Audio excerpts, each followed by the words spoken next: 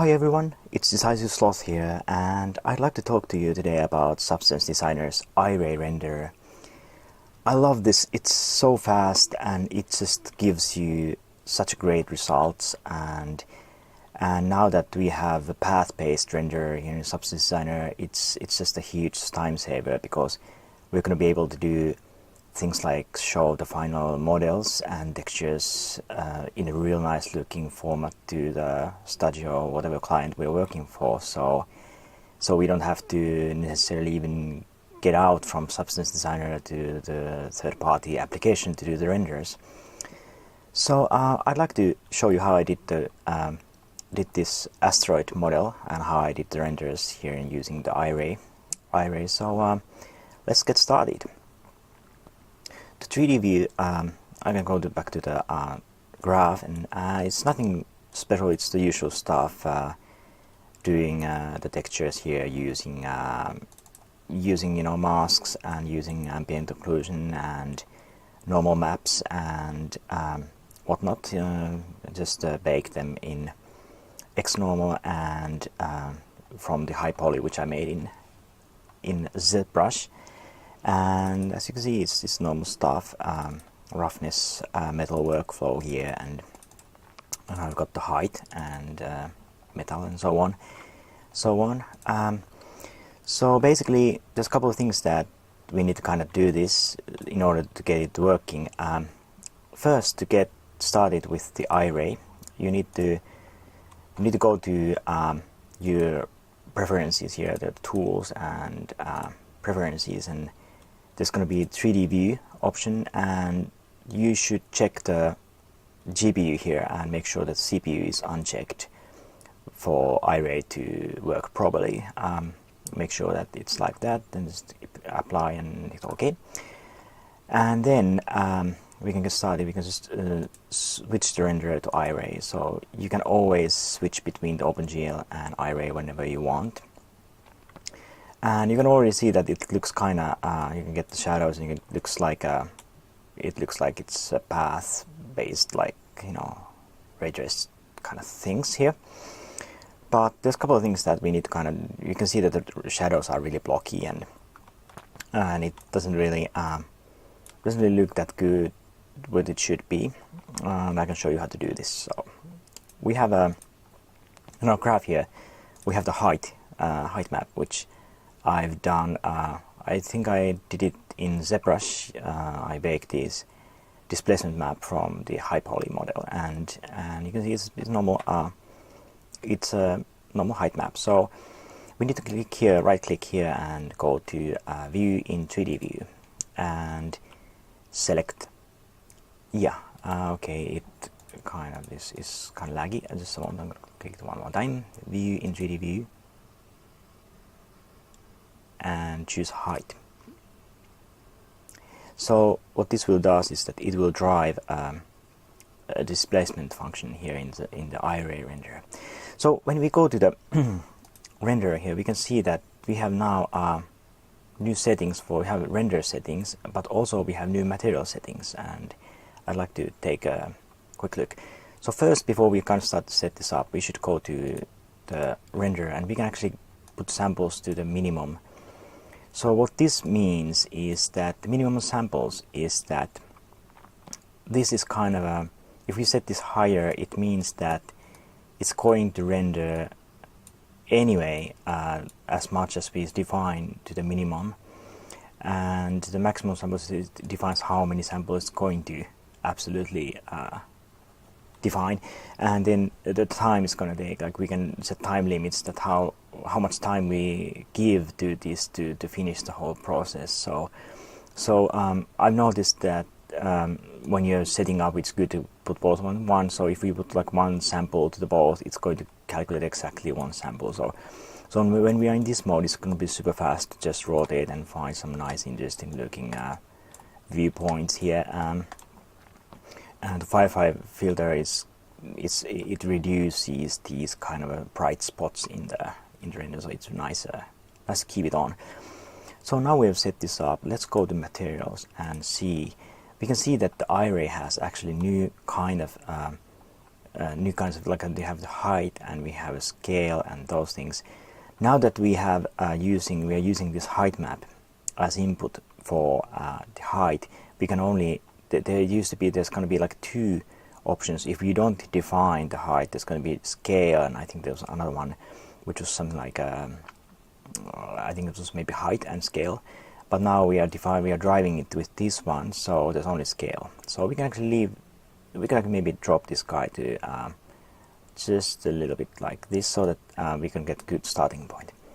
So now, of course, obviously we're going to displace it, so we need more geometry for to feed to the renderer. So we can go to scene and we can hit the edit. Now we can actually see we have subdivision here. We have two options. We have parametric and we have length. So I recommend, when you use this, I recommend to be super careful, because if you go like too high, it's going to be really slow and it might even crash. So I'm maybe trying to, let's see if 2 would do it for us.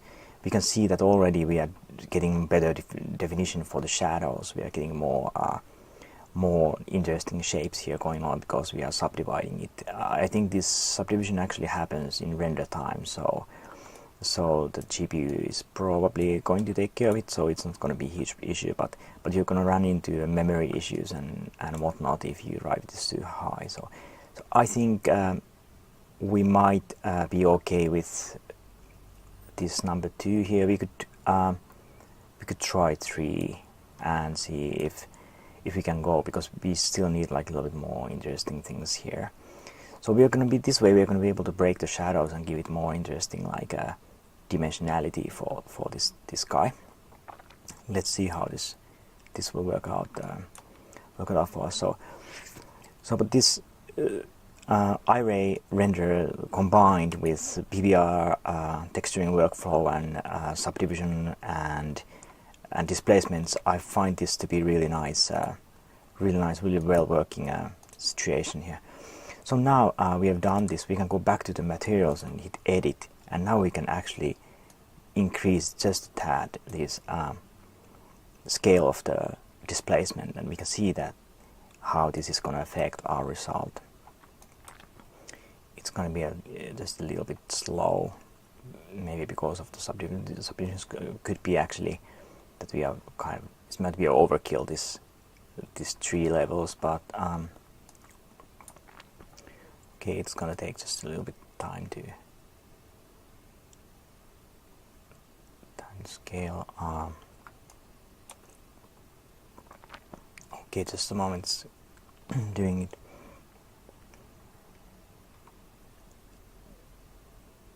Oh yeah, now we have it's. I'm gonna actually go and reduce the subdivision, because it's so it's a bit laggy. So just a moment, I'm gonna go back here and because it takes so long time, we can't see what's happening. So just a moment, I'm gonna go back here. We're gonna try with subdivision level 2. So I'm back here, and now it works way faster. It works. So this might be a little bit too much. We can get too much like bumpiness here. We might be able to go like, let's try without. So this is the result with nothing applied. This is the clean result without no displacement. So it looks kind of okay, but we can see that there's this blockiness on the shadows, because how the geometry is made. It's basically a subdivision friendly geometry, so it's not very interesting. We're going to increase it like 0.05. Let's see how this works. Okay, this you can see that now we are able to give it more definition, and maybe try 0.07.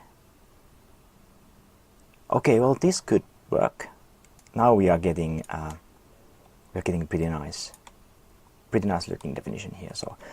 So with Iray, yeah, you can really do you can play around, and you can anyway you can see already the result, and it looking pretty decent here. So we might actually go with this one. So then we can go and kind of tweak the renders things here. So we could actually leave this as 0, 1 now, but if we go to the environment, we can see we have more options here. And then in the camera we have the camera has the most options. We can see that the render resolution is like defined here, and you can use the window resolution, or you can define the resolution here. So if you want to make like different type of renders here, you can adjust different resolutions, and you also have all the post effects, which are also in the 3D OpenGL view.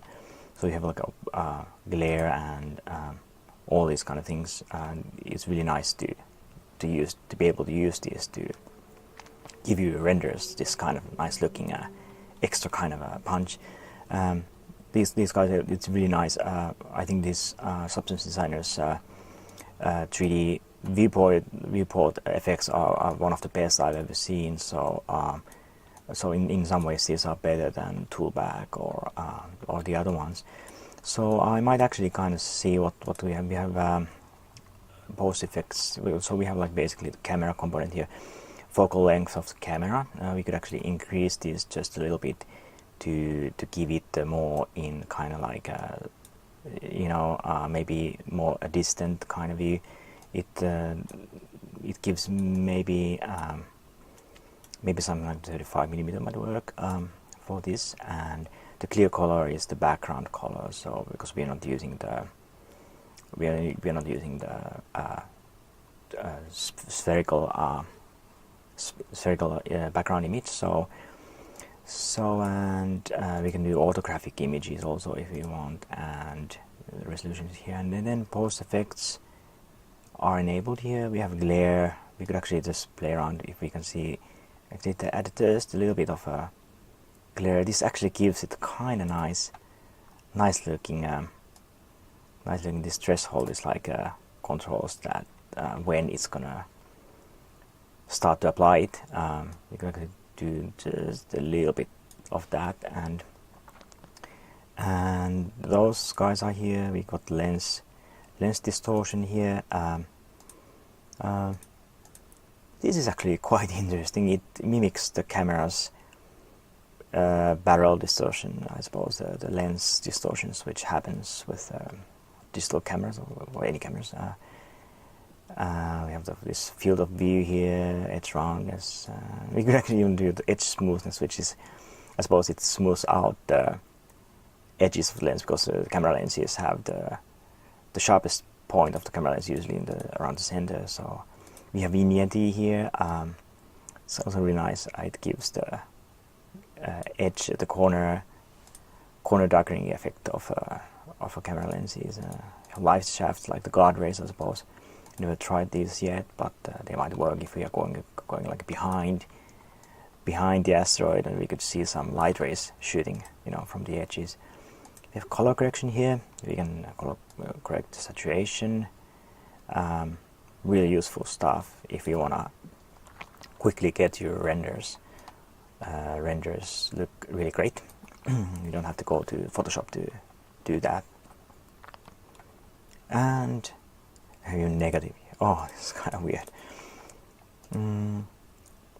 Tone mapping here, exposure settings, gamma, and so on. Auto exposure, it's like quite interesting. It adjusts the exposure automatically. You can set the gray values here. Looks like it doesn't do much.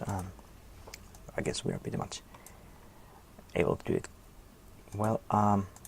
Multi-sampling here. This might improve the quality quite a bit. We might be able to use the multi-mode. We can see if this.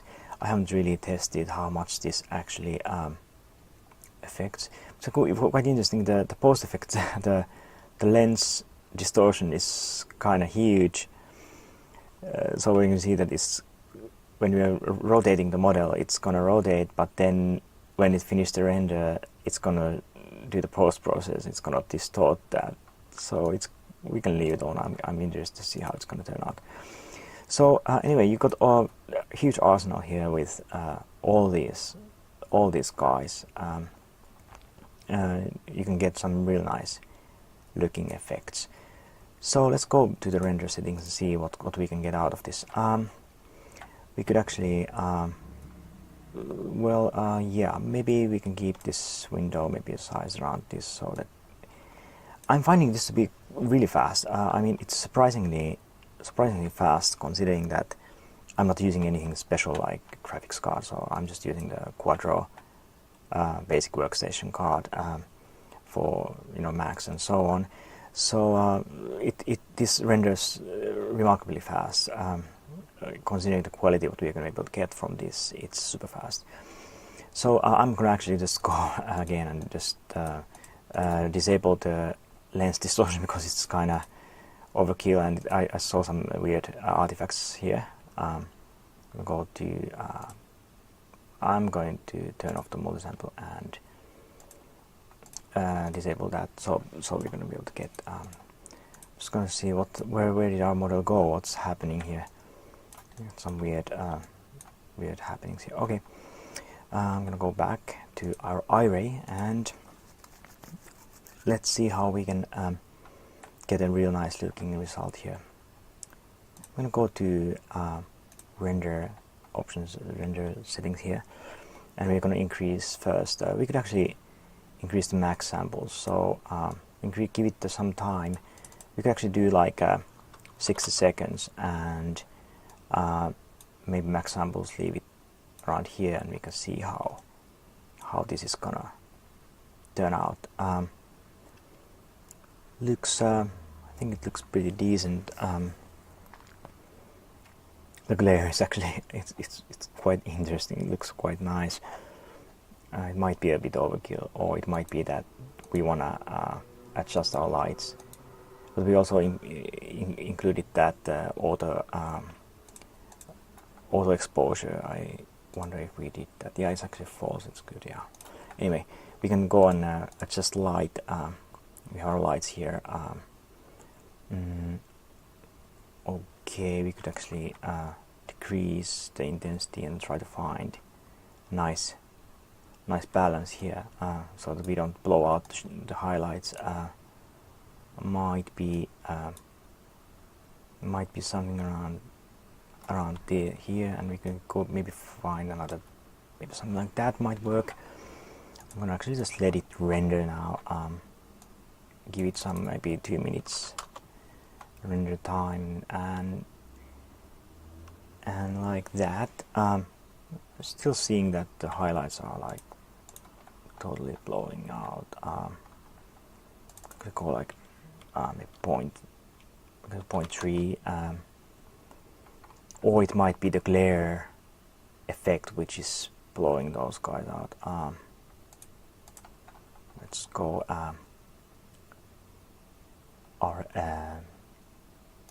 what was it? Glare, yeah, here. Disable that. So it looks kind of nice. We could maybe increase the threshold so it doesn't kick in so fast. So we're going to be able to get this sort of result here, and it's really nice way, because if we set this like something like this, we can just basically, if we do nothing, it's going to render it for us, and if we just wait, we can just kind of see it happening in front of us, and then we can decide when it's done. So it's kind of nice.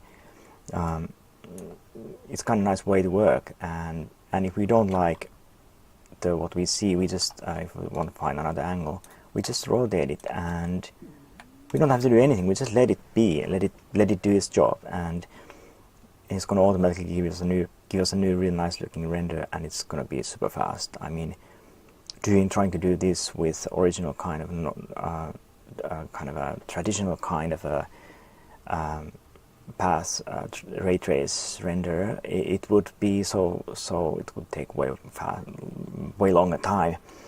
So this GPU based renders like Iray, it's huge time saver, and I can see myself using this all the time from now when I'm doing some concept models or doing some models for the studios or whatnot. So I'm going to be able to get out pretty nice looking, rather professional looking renders, and it might sometimes be just enough. I might not even need to go to Lightwave or 3ds Max or external application to do the render. So it might be that I will be able to do everything here, and then if I want to adjust some of the settings in the graph, we'll just go here and do my thing here and go back to the 3D view, and it's done.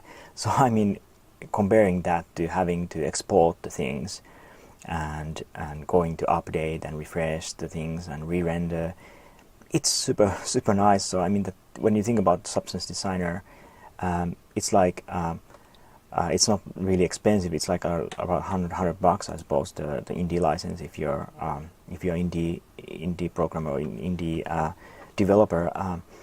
You can get a real nice looking. You can get really good render solution within Substance Designer. So it's a huge value if you think about it. You don't have to buy it externally. Of course, well, there are things like Keyshot, and I think those are really good, and I think that they're definitely great value. But I mean that to be able to get started with just the one program is I'm big fan of Substance Designer.